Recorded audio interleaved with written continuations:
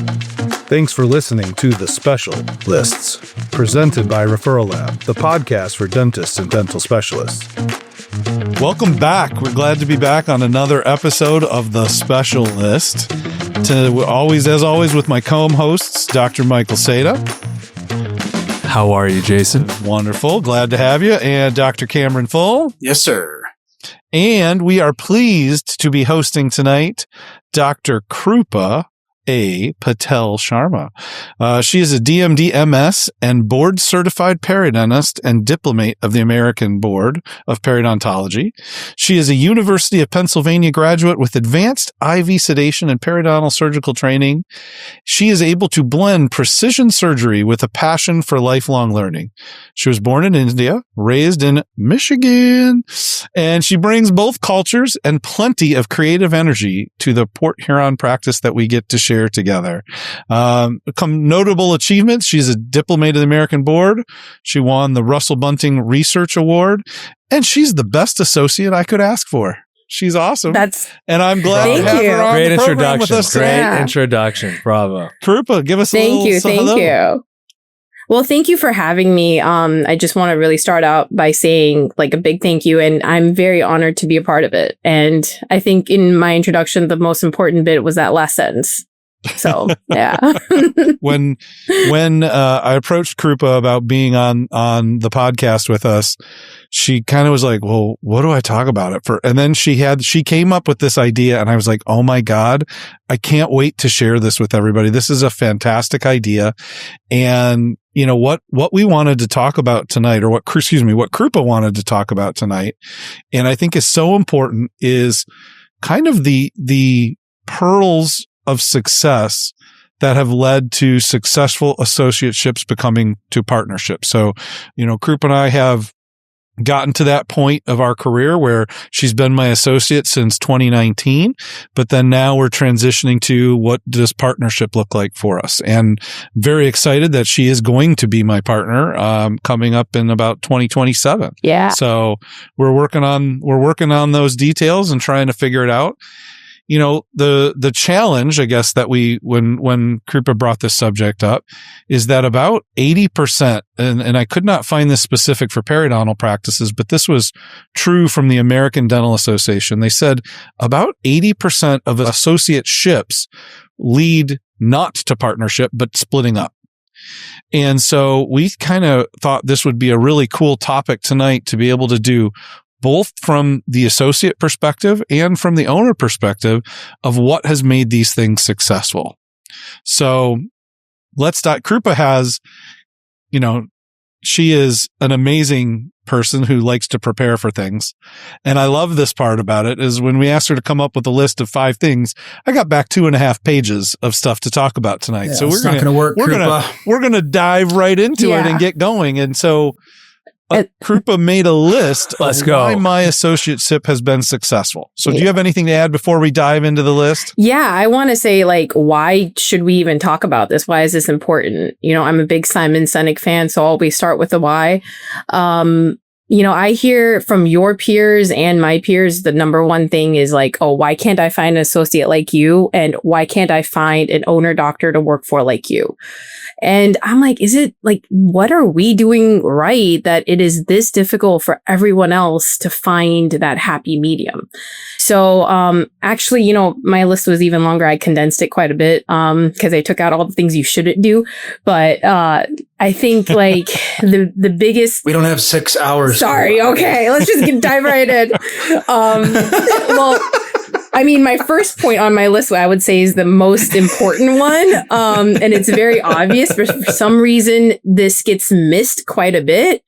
You got to need an associate for it to work to begin with. Like, I hear all the time, like, and then this happened with my first job, that I was hired on as an associate when I wasn't really needed.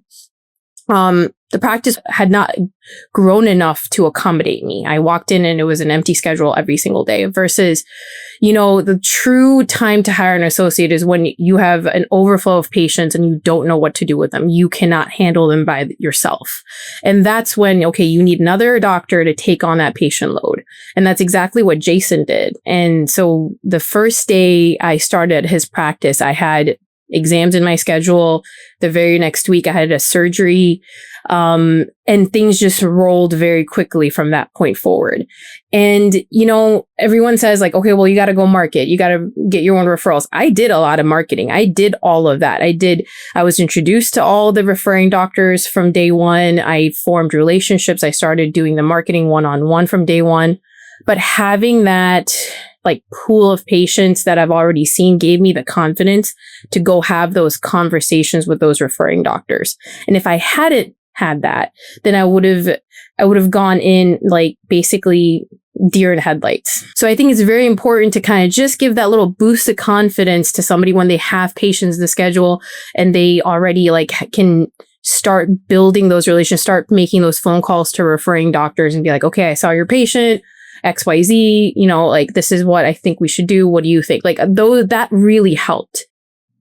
Krupa, in the middle of that though, like it's one thing to have a patient demand, right? Mm-hmm. It's another thing to come in and want to seek that mentor-mentee like relationship. Mm-hmm.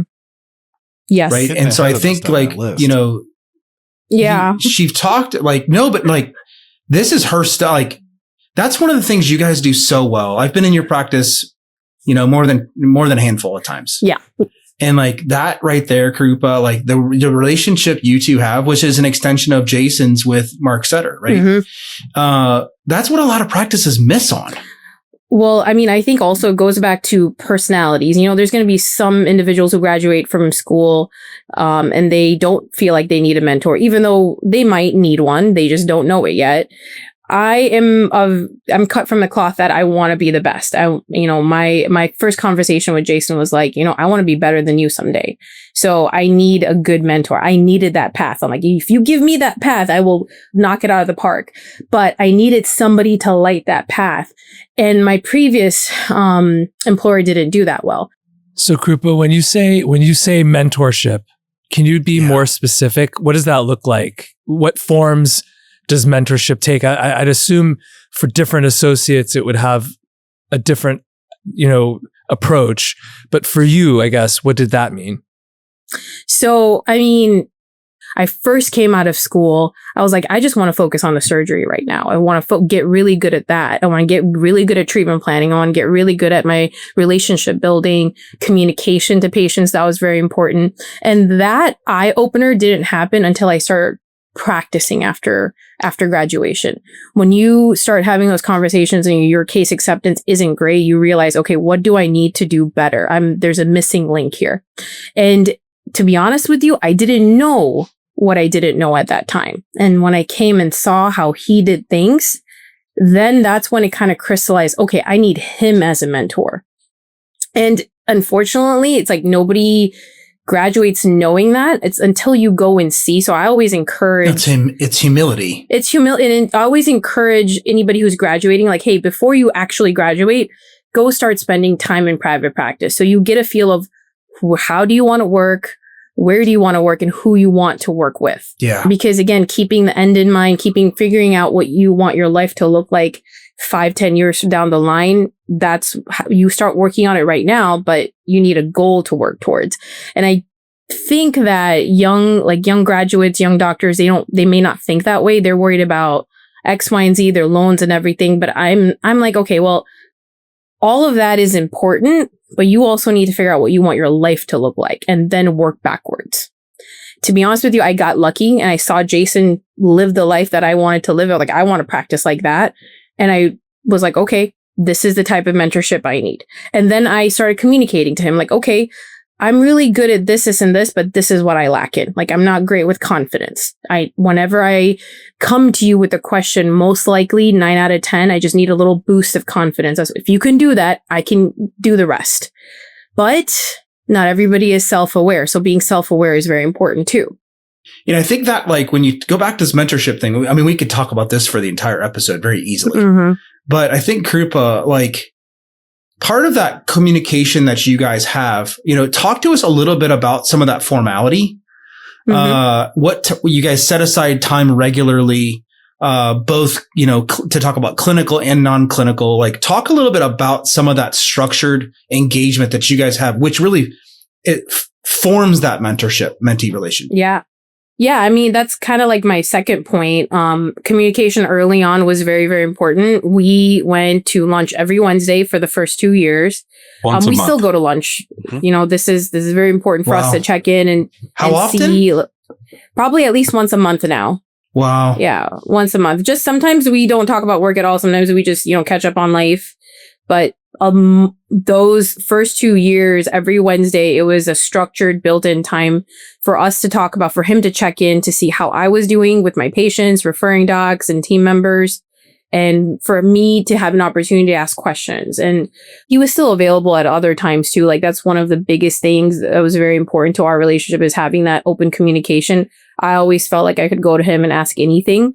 I mean, we shared an office. We still share an office, right? It was very easy. But that structured time was also to talk about any unique struggles I was having. And Jason would bring up something that if the team needed me to do something different, but they were too shy to talk to me, he would be like, okay, this person feels this way.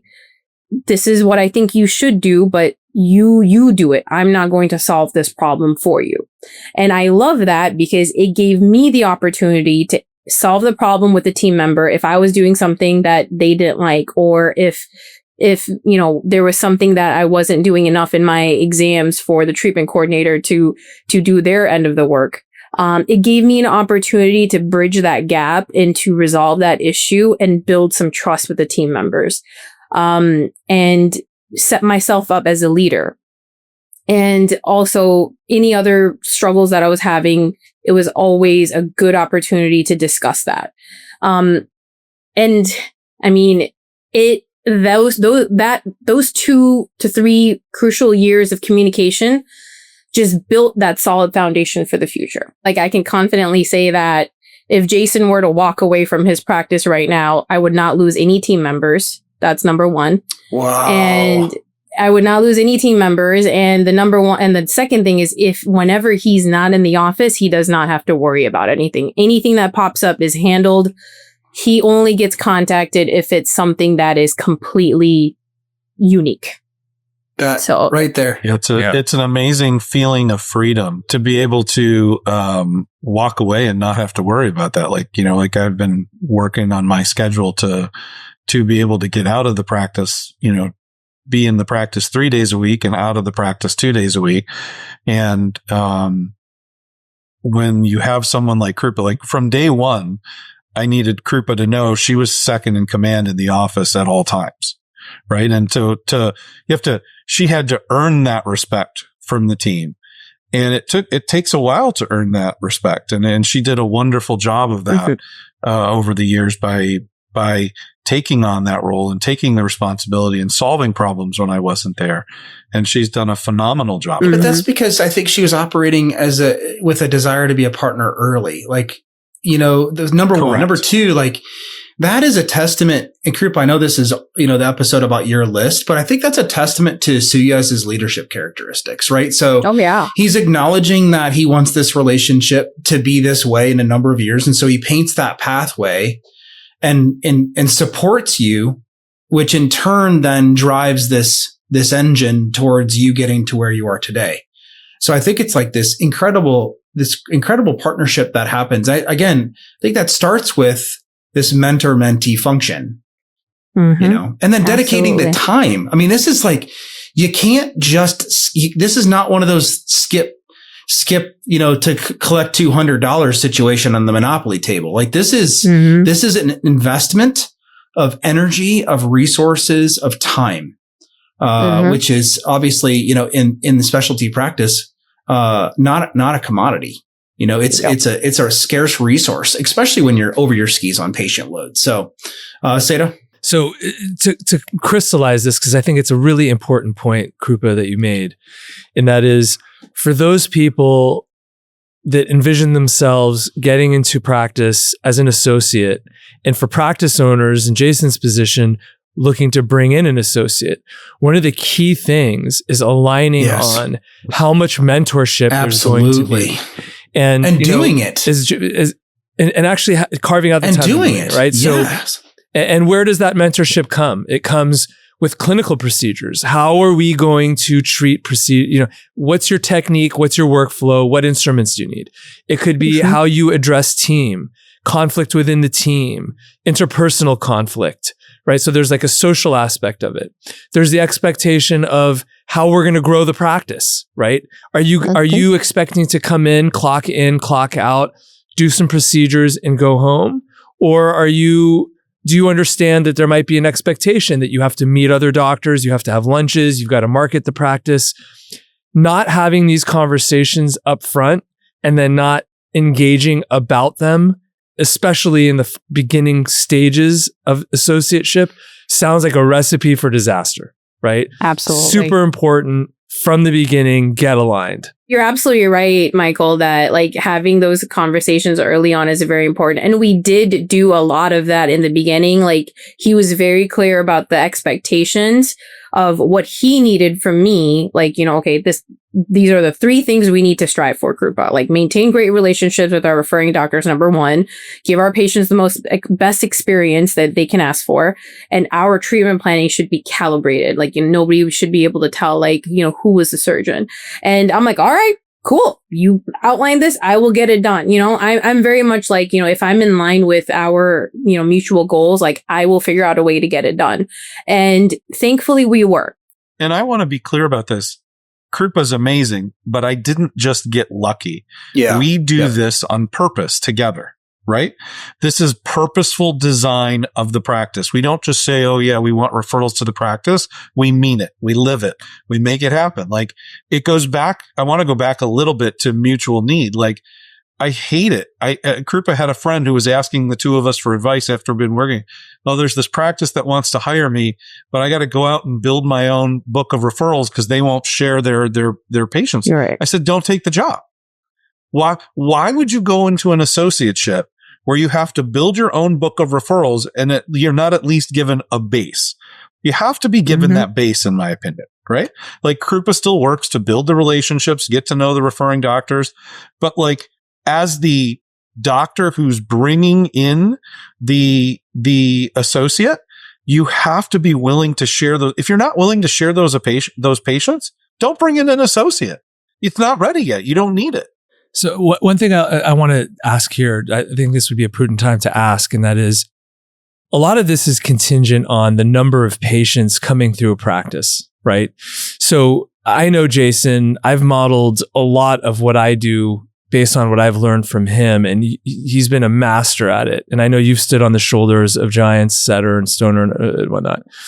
But Jason, can you talk about it really briefly? What is the impact of insurance on your practice? Are you guys enlisted with insurance or not? Because from my perspective, and I don't have an associate, but if I was an insurance-based practice, people finding me on a list, I'd assume that the stream of patients would be probably more steady and heavy than one that's built on reputation, marketing from a team, etc.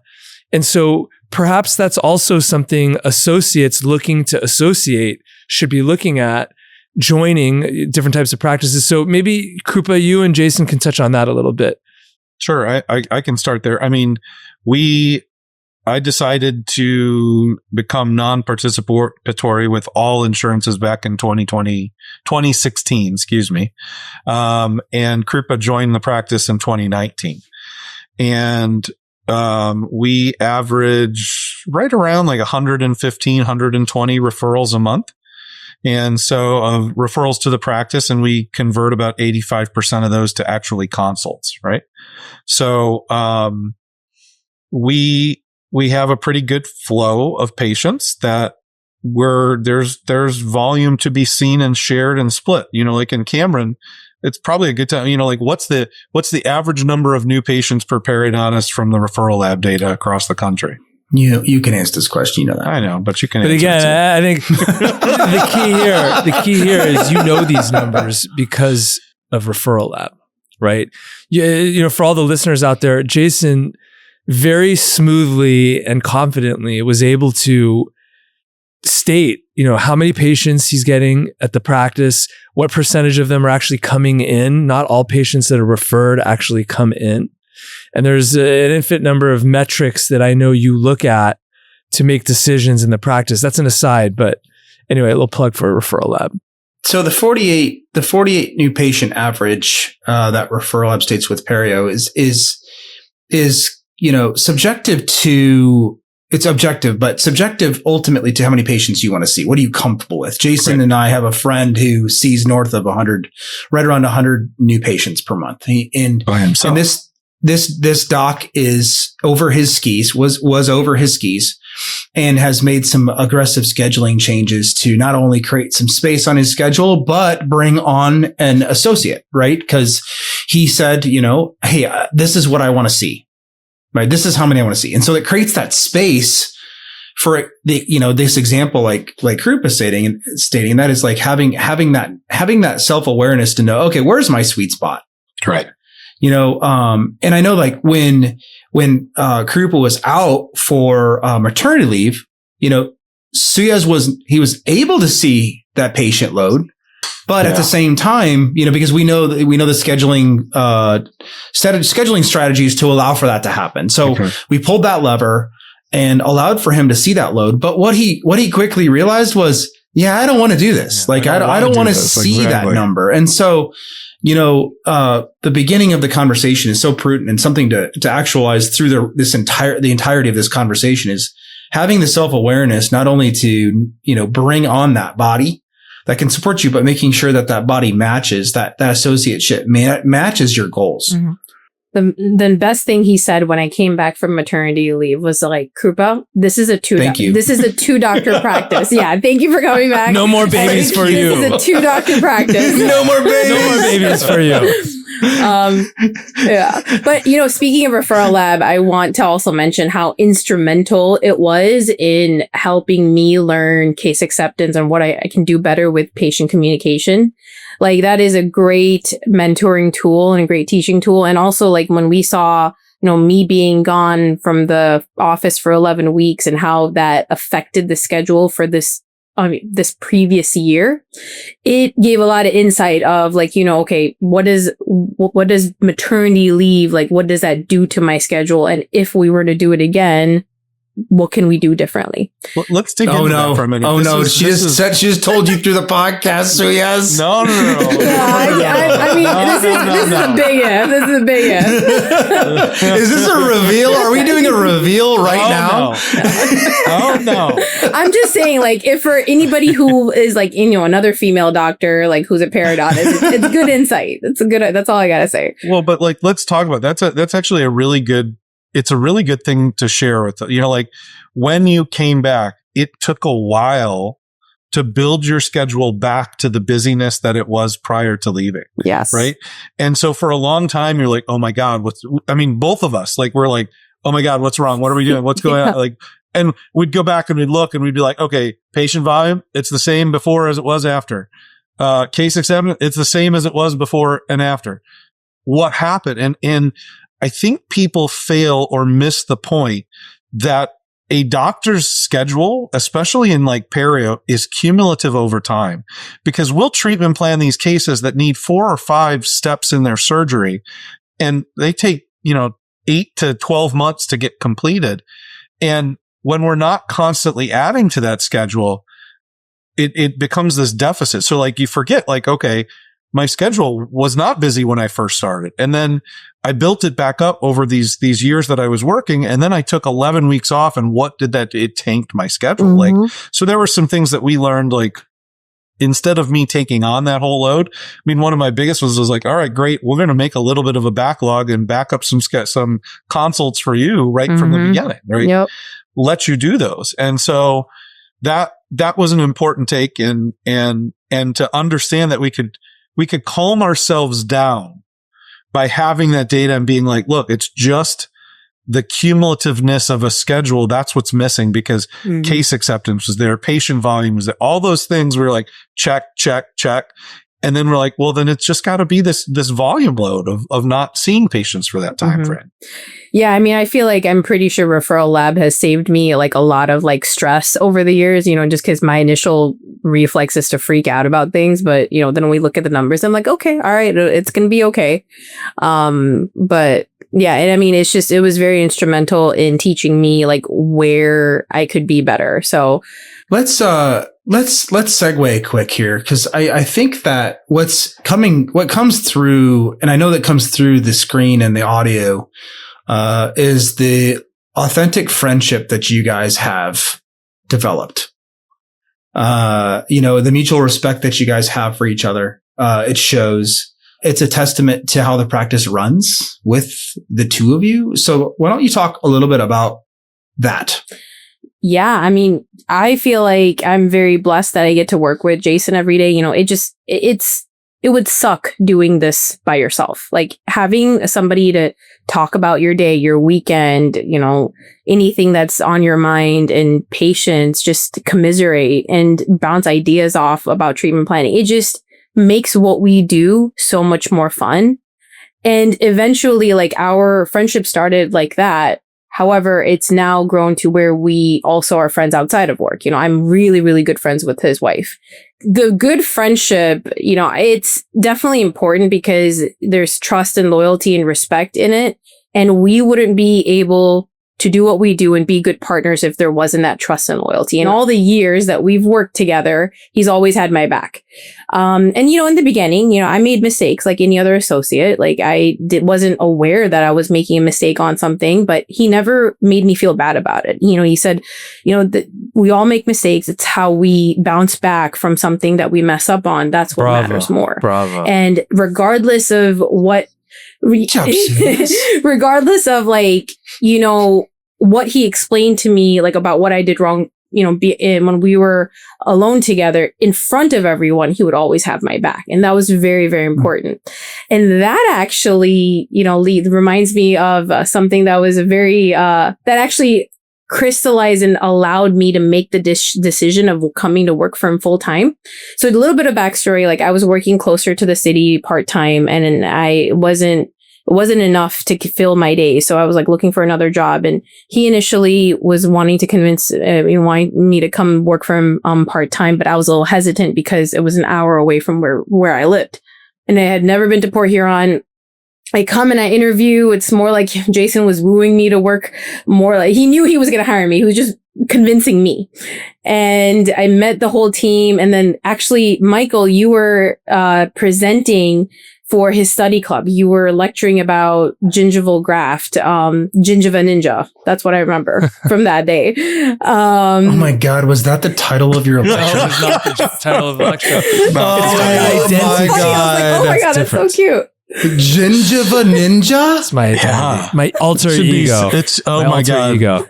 Hashtag, let's claim that. Hashtag Gingiva Ninja. Hey, producers, when you update this version, can you not put Michael Seda? Can you put, please, Gingiva Ninja? Okay. Thank you. Gingiva Ninja. So this Gingiva Ninja, there was thing. Lasting impact. And then it gets better. There's Just more. wait. Oh, there's more. So no. Then afterwards, the three of us, me, Jason, and Michael, we had dinner. And, you know, we're getting to know each other. I'm like, what am I doing? It's 9 p.m. Like, I want to go home. But like, we're having dinner, and Jason is explaining to Michael, like, okay, you know, I bought this other perio practice. We're going to merge. I'm hiring Krupa. This is my goal. This is what we're going to do. And it's all going to be great. And Michael is like, well, what makes you think she's going to be able to do all this? And I was like, how dare this mister say this? Like, oh my God, like, you don't even know me. Like, you don't know me. How do you know that I can't do this? But then at the same time, I was like, you know, I kind of want to know what he says. I want to know how am I going to do this? Like, I want to know what Jason's perspective. His answer was, well, surgical skills, if an associate is lacking that, I can teach them that I can teach them so they can be good. But compassionate care and a good personality, so like compassionate, gentle touch and a good personality, that I can't teach. And those two things she has in abundance. So I know this is going to work. And that, in that moment, I was like, yep, working for him. working for him, because up until then, like, I mean, I didn't know that about myself. He noticed 2 qualities in me that I didn't know. And I'm like, oh my gosh, like, he's right. Like, I love what I do. I'm very compassionate. I do have a gentle touch and I have a great personality. I can do this. And up until that point, I was super intimidated to go to this big practice and work as an associate. But at that point onward, I was like, you know what? I'm going to do this. If I don't do this, I'm going to regret it. And that was a true inspirational moment for me. And our like friendship started in that moment for me. So, yeah. However, I'm starting to realize why Souyias invited Krupa on. It's just this affirmation, just this. Like Souyias needed to feel better about himself. Krupa was no, that's a great story. It is. It's so affirming. It was really funny because I was like, I never want to see Michael again. But obviously that's not the case. But it was hey funny. Man, it was the best question you could have asked at the time because it sealed the deal for us, right? Like it was, but it's a legitimate question. Like I was confident to give you that answer, right? I think it's really hard blindly picking an associate. Like you don't know some of these things right away, right? You have to pick up on these things. And it's really challenging because I wholeheartedly believe that today that, you know, surgical skills, if you've got a fundamental understanding, you can learn better. You can't teach personality. You can't teach gentleness. You can't teach kindness. You can't teach a good-hearted person. Like those are things they come with or they don't. There's a little bit more of that funny story. So like I was maybe still am. I know the guy that she was working for, but not after this. Yeah, not after Shout this. out. Now that it's out there, we won't say his name. They both were invited to my wedding, so I don't know if they crossed paths. Sure as hell isn't going to be a referral lab user. And I promised him, I was like, I will not hire Krupa for more than 2 days a week. I promised him. Yeah. And so Krupa worked for 3 months, 2 days a week. And then she's like, I want to come up here full time. And I'm like, I can't do it. I said, I promised your boss, the other guy that I wouldn't take you. She looks right at me and goes, well, don't I have a say in the matter? And I was like, I guess. Yep. So that's when we're like, all right, we got to let him know. Took you off the Christmas card list. Yeah, he sure did. That's okay. Before we move on, let's go back. Something I've been thinking about why Krupa was telling that story was, you know, you mentioned through your friendship conversation, the communications around treatment planning together. What are some other things that you guys do together that calibrate that are in unison for your practice? And how do you manage that? Well, a great example is something just that happened recently. Like, you know, we've been trying to tweak our antibiotic regimen for different procedures. And, you know, it was brought to our attention that sometimes we make different recommendations. So, you know, our immediate reflex to that was like, okay, you and I have to talk about this at our next lunch. So then we can tell the team, this is what we're doing. We can't have 2 separate protocols. So like everything that's related to our systems, we talk about, whether that's him and I privately, if it's a doctor decision or if it's something that then we feel like we have to talk with the rest of the team, then that gets brought up with it in a team meeting. And if he's not there, I run the meetings. And, you know, if both of us are there, we both have equal contribution to the meetings. And my favorite is, you know, whenever he's running the meeting, when he says what we as the doctors should do, he still always is like, hey, do you agree with me? And that I think is so important in 2 ways, because that's respect to me as a doctor. And then that's respect to me as a leader and his partner too, even though I'm not partner on paper just yet. So, and that just shows that we are a unified front. The whole team is way more cohesive when him and I are on the same page. But it's managing that through those lunches. Yeah. So is that your primary time to align? Is these regular lunches? That, and like we share an office. So and I'm the type of person where I have to talk about things immediately. So I usually am the one who pesters him and be like, yeah, well, hey, what do you think of this? What do you think? Like I'm kind of that's unique to my personality. But if we didn't have that, if we just have been busy, then we make the time to go to a lunch to then connect and, you know, basically touch base on anything we haven't chatted about in a while. So it's not a weekly thing, but it's as needed, but ends up being at least once a month, mostly to kind of just make, because whatever we do now with the office is mostly on autopilot. It's now tweaking whatever we're already doing. It's gotten to the point where if the team member comes to me, I can usually answer for him and he can usually answer for me if it's the other person's patient. We've gotten that good. But let's talk about when it hasn't worked out that way. Yeah. Because there's been one or two in the last few months, right? 6 months where there's been a misalignment. Mm-hmm. Maybe not. Yeah. How do you guys handle that? We talk about it. Do the lunches? Yeah, lunches. We talk about it right then and there, or be like, hey, we got to go to lunch and we talk about it. Yeah. Got it. Right then and there. We mostly it's like, okay, if it's something that we're totally off on, we just close the door, have our conversation, heart to heart, and then we move on with the day. Him and I have agreed that we don't want to let things fester. And if it's a personal disagreement or a disagreement related to the practice, we don't want to let things fester. That's something that him and I have agreed on, and we are sticking by it. And that works for us. I think the whole part of communication is figuring out what works for the two individuals involved in the communication. Because not every personality will be the same, but communicating is important, whatever way that may be. The way I look at that too is, what's harder, a difficult conversation or us ending our relationship? Like, that's a no-brainer, right? You know how I feel about that. I mean, that's a cue from you. I've learned that from you. Like, let's have the damn hard conversation and get past it and figure it out and put our adult pants on and like actually talk about things like adults and be productive.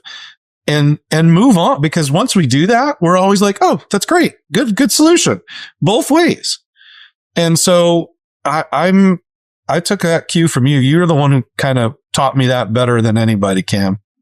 And we've had such raw conversations to the point where, like, the first trimester when I was pregnant, like, I was either angry with Jason or angry with my husband. For some reason, I took it on those two individuals. I have no clue why. And I straight up told him, I was like, hey, you're just not my favorite person these days. So just if I'm giving you attitude, this is the reason why. I'm sorry, but that's just how it's going to be for the next couple months. And he was like, okay, my wife is like that to me too. She was like that when she was pregnant as well. And we had a laugh about it. But like, it's better to do that than to like, you have to basically give respect to the friendship. I love that this is a functional part of, when you looked at this pathway to successful associateship, Krupa, you were like, I had to align with their moral compass. There's an adage that says, in marriage, if you marry the wrong person, you're going to spend 95% of the time trying to make things work. Whereas if it's someone that's closer, more aligned to who you are, that 95% of the time is just spent enjoying each other and, getting along, right? I think, this is a work marriage, right? Associateship.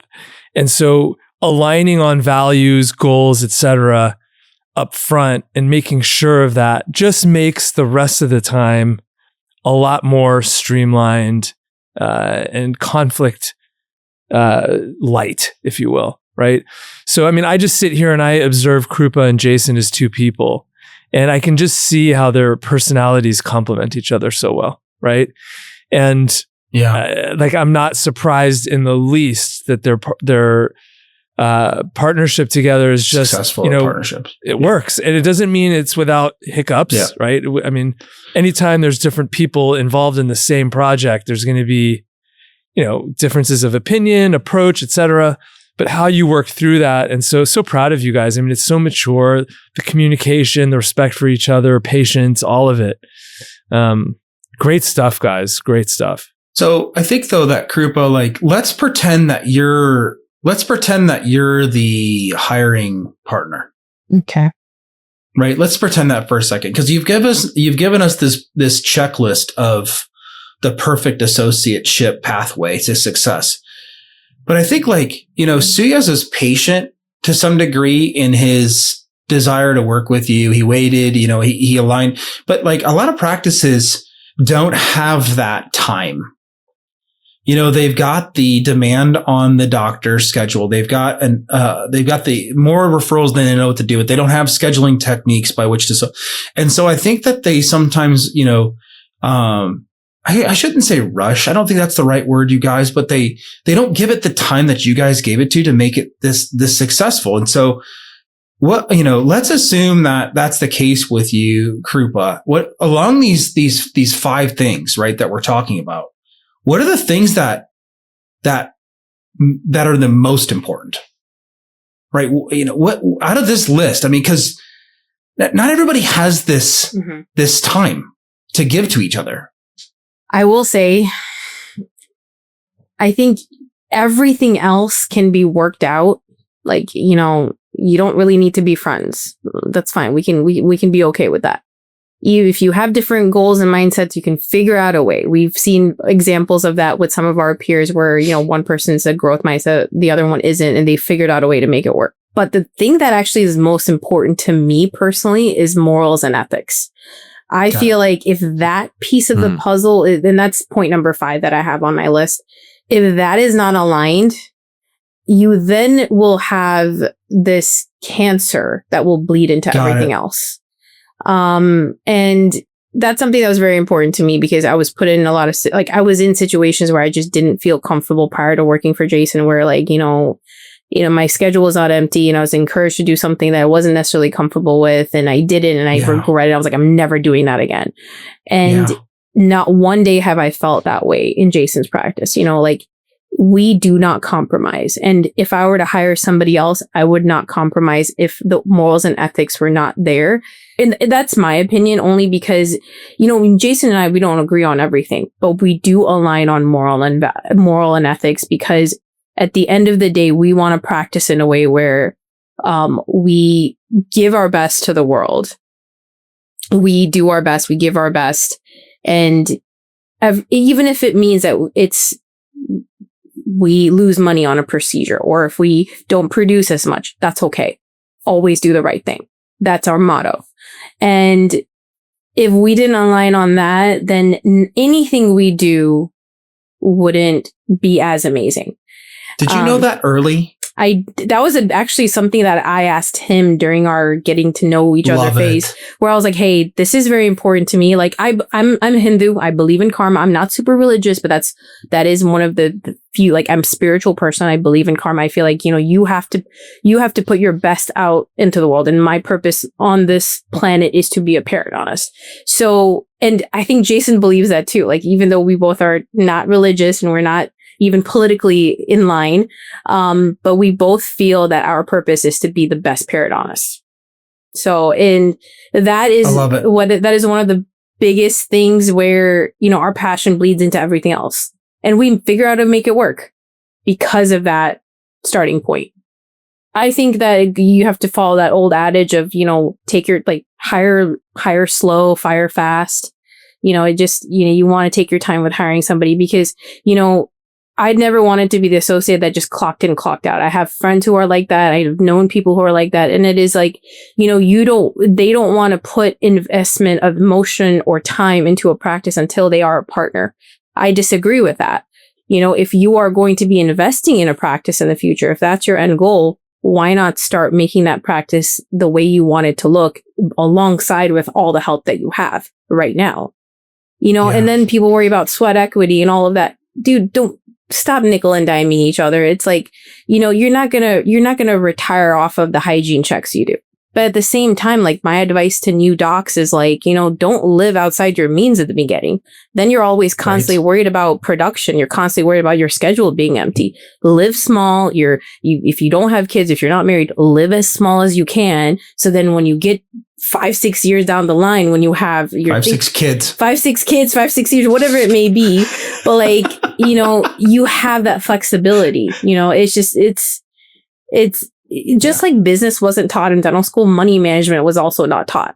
That's a great little transition because we're almost out of time. I want you to spend a couple minutes telling us about your project, Dr. Perio Pearl. Oh, yeah. Whenever Jason's gone out of his way to mentor me, to help me with anything, I always ask him, like, what can I do for you? Like, what can I do to like have your back? And he always says, pass on the wisdom, pay it forward, basically. Do this for somebody else. So, I've mentored a couple of people already, help them get into dental school, help them figure out their path after residency, after dental school. But now I've decided to do it on a little bit more of an official scale. I've started a social media platform on Instagram called Dr. Perio Pearl. So dr.perio.pearl. And the whole purpose of this platform will be to have just information, a lot of free content on somebody who just needs a little advice. If they're a fresh graduate trying to figure out what to do, how to basically like present themselves in interviews and in front of patients, how to, basically be the doctor that they want to be. And then at some point in the future, we'll be offering like either one-on-one coaching or like some form of a more formal instruction. So I haven't figured out those details just yet, but we're starting with a lot of just, very easy content, free content that's going to be just like very fun and very like lighthearted. So that's what we're doing right now. And it is a lot for like mostly female doctors, because confidence is a big part of something that we all struggle with, especially women, especially me. And I would like to create a community where this can be an open discussion. Yeah. Very cool. Yeah. Well, Krupa, I think that I'm going to go ahead and unsolicited advice here. You should open yourself up to conversations around associateship. Yeah.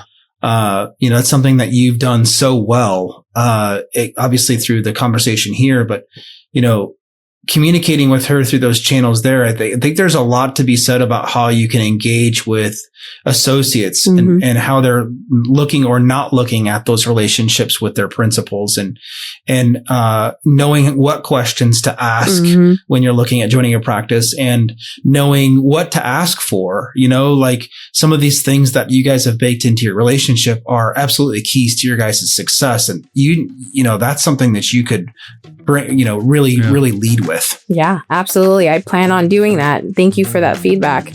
Well, thank you for being our guest tonight on The Special List. We've had a great time chatting with you. Thank you for having me. We really appreciate your time to be here with us. Thanks, Krupa. Yeah, well, thank you for having me. It was always a fun time with you guys. Cheers. All right, have a good night. Thanks for listening to The Special Lists, presented by Referral Lab, the podcast for dentists and dental specialists, featuring a special list from a specialist.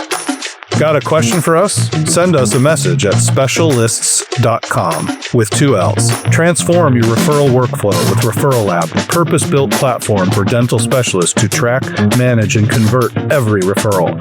Request a demo at referrallab.io.